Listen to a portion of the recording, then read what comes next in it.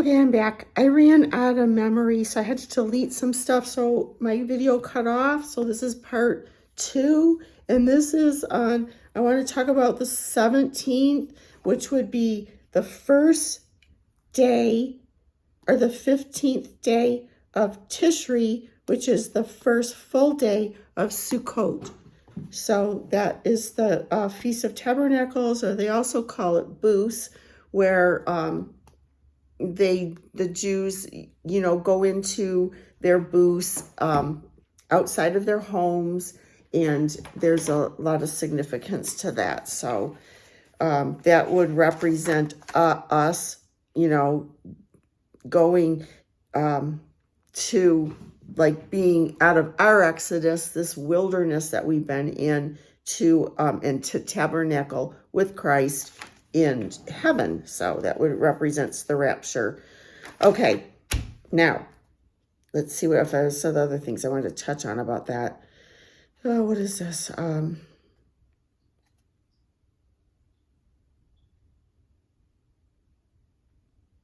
let's do this. Let's talk about the Lord will establish his tabernacle in Jerusalem, and that's in Ezekiel 36, 26 and 27. And all the world will come every year to appear before the king and worship him. How fitting a conclusion to each festival year in the schedule of the feast. So it says, now, after looking over the feast, it becomes very clear that God did a momentous thing here. He forecast the entire career of the Messiah, the Jews, the church, and even the other nations. He foresaw the tribulation period and all its agony, the presence of the Jew and the Gentile together in the church, and even the detail of leaving the corners of the fields for sustenance for the poor, including his son and his disciples. So even Jesus, he would go into the fields, and would glean from the corners of the fields, and his disciples, they would leave crumbs. He laid out the feasts in the calendar year in a manner that reflects his proportion, the history of the church. Indeed, those first 3 feasts, the crucifixion, burial, and resurrection, occurred very close together. Then there was the pause before the coming of the Holy Spirit, and then the long pause before the big harvest, the rapture of the church. The 7 feasts reassure us about the pre-tribulation rapture. Surely the entire system would be wrecked if the church were not to be rewarded at trumpets, but would have to put in an unwarranted day of atonement with unbelieving Israel in the tribulation period. We may also see God's clever design shown in the earthly week, 6 feasts of work, and the last one of rest. It is rather like the creation week, in which God worked 6 days and then relaxed in his tabernacle on the 7th. The biblical history has indeed described some 6,000 years, and if we are to foresee the kingdom somewhere in the near future, then a logical 1,000-year rest period is coming up.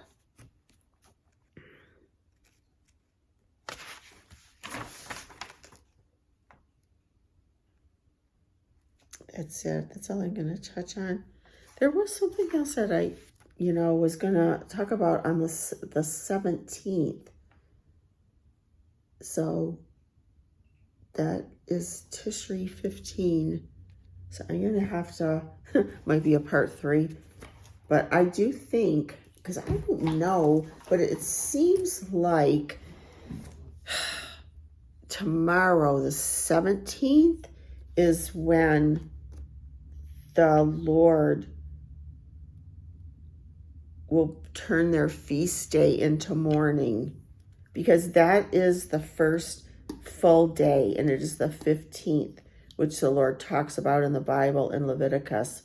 So I really think that tomorrow, the 17th, because like I said, that is their first full day of Sukkot, of Tabernacles, and it goes for 7 days. And the last day of Sukkot, our Tabernacles, is on Tishri 20, which is the 22nd. So, yeah. So guys, I think I'm just going to wrap it up. I got to go to Kroger's. So that's it. All right. I love you all. And I'm looking forward to seeing everybody. And like today or tomorrow, I don't even know what time. I just know we are to be ready, be watching, despite what the world says. You know, we are instructed by God to watch and pray so that the day will not take us by surprise, because we are children of the light, not darkness. And Jesus said over and over, watch and pray that you be counted worthy to escape all these things that are coming upon the earth, because the tribulation is upon us. They're getting ready to sign that, do that last step. But we don't have to wait for that. In fact, the rapture, you know, we're in the season now. Today and tomorrow, Feast of Trumpets. Okay? All right, that's it. I love you all. And that's it. Ciao, baby.